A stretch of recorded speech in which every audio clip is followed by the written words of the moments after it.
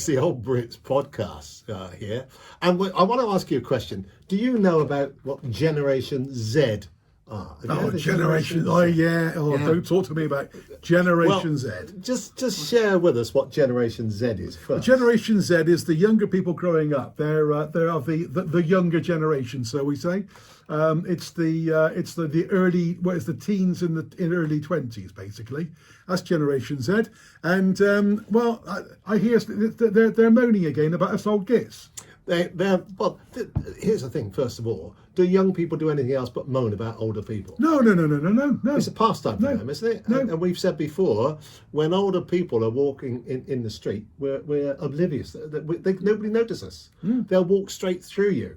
So it's just part of their remit. You have Generation Z. We are the Generation I, the invisible generation. The invisible generation. That's the thing, Generation I. Generation I, yeah, we're the invisible generation. That's very good, isn't it? Yeah, That's we good. are So Generation now, I. we should now really come up with that. Generation I is Generation I. Generation I. We are the people that no one will listen to, even though we have the experience to answer most of the questions and most of the problems that crop up in wherever you might be. Okay, we may be able to answer it, but we never ask. Except the one question posed by Generation Z people. Which is what?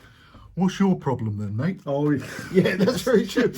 But the thing is do you not also think, and come on to what the Generation Z people think, but when you're saying that they don't even ask us or listen to us on that basis, that's been every generation though, hasn't it? Every generation. No, I don't think so. I think when we were growing up, I don't think we were of the generation that wouldn't listen to people. We'd still take something on. Don't get me wrong, we wouldn't listen to everything we were told. I mean, did you listen to everything your parents told you? No, it's but right. we were brought up to respect our elders, weren't Yes. we? You know, the lady next door to us, we called her Auntie Reen. There was no relation. She wasn't my auntie at all, but out of respect, she was Auntie Reen. Yeah, that's right. But we called all your relations that auntie and uncle. Auntie Reen. Did you call all your relations Auntie Reen? Yeah, that must have been very confusing. It was so easy. So easy to remember the name. I tell you what, Christopher, Auntie Reen's coming round tonight. Yeah. Oh, which one?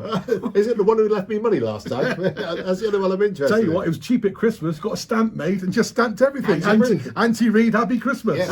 Yeah. Hey, there's another thing about that before we go on to this. And something that I think has gone from youngsters is the thank you notes. Oh, yes. Yes, thank you notes was a given, wasn't it? You would always say thank you to someone for the gifts that they gave you. My mother would always, every time I opened a present, she'd say, Christopher, he always called me Christopher. It's better than Auntie Reen, isn't it? Exactly, you're better than Auntie Reen, yeah. You know why she calls you Christopher? What's that? That's your name. Oh, of course it is, yes, my full name. But she'd always take the tag from me before the tag got disappeared anywhere, and always write on it what the present name was, so that then I'd have a record. Yes. She'd have a record of who sent me what. So when I did a thank you note, I'd say, thank you, Auntie Reen. Yes, for my train set this year. With the rubber stamp. With the rubber Reen. stamp, Yes. Yeah. But I'd be able to write a thank you note and say thank you for the specific present. Not just thank you for the present generically, thank you for the present specifically. And then you get a phone call from Uncle Bob going, Chris, you've sent a note to Auntie Reen here. I'm Bob. Yeah. Yes. But here's the thing: we don't even get that now. No. We don't even get that. That's gone. And that I think is where a lot of the Generation Z people have got or lost their way because it started there. But when you worked, when you were at work, did you do things that you didn't want to do at work because you felt they were important to be done? Or did you rebel against them? I did what I was told, because at the end, the thing is, they were paying my wages. And if I didn't do what I was told, I'd be out of a job. But you were an apprentice as well. Yeah. Right? I was an apprentice. Yeah. So if you're an apprentice, you're there to learn as well, aren't you? Of course. So if some old fellow or woman says, this is how you do this, Chris, you tend to just do that, don't you? Does that happen these days? I can't imagine that happens these days. Because look, here's the thing. The Generation Z people are complaining about so many things. And one of the things they're complaining about are Friday afternoon meetings. Really? Yes, they're saying that it's wrong that their company, who are paying them for a job, paying them to do the job that they've got, they're asking them to go to meetings on a Friday afternoon. Even though they're paid to be in the workplace until 5 or 6 on whatever Friday. time it is, they're against that, and they say it's the older generation that are calling these meetings.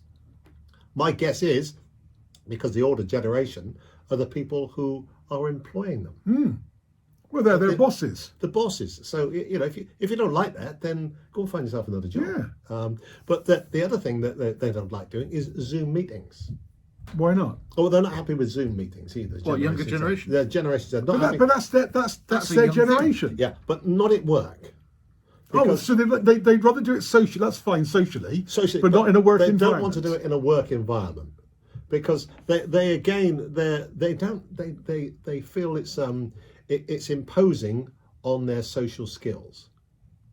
Well, surely their social skills are social media, and Zoom comes under that, maybe? Well, I think that's a very good point that you make there. But again, it seems to me spoiled brat syndrome. Is it because younger people don't have the confidence to face other people? Because kids these days, and we've all got kids, they're raised in cotton wool and cocoons, and they don't go out and mix with other kids and other kids' parents and so on. So they don't know how to communicate in the workplace. So when asked to take part in a work meeting, whether it be on Zoom or in person, they go, I can't speak to other people. It's embarrassing. I'll be embarrassed. Well, and the other thing, and you'll like this one as well, the other thing that they don't like doing is making phone calls at work. Well, they make phone calls socially. Well, I think they don't. No, I'm saying that. Actually, no, They don't. No, I think you might be right. The fact is, they'd rather text people, or WhatsApp or whatever, rather than speak to them on the phone. Because again, if you think about it, we've read about the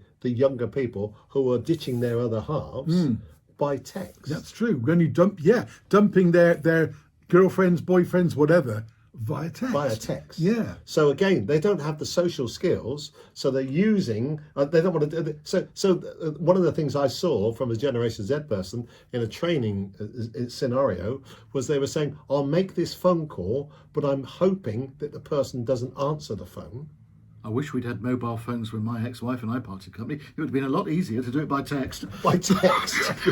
It'd be cheaper as well. It would have been cheaper. They might have a point as well. Yeah, that's a valid point, isn't it? But isn't it better to have a conversation face to face? Yes, of course. I find it so difficult to try and have a conversation and with somebody by text.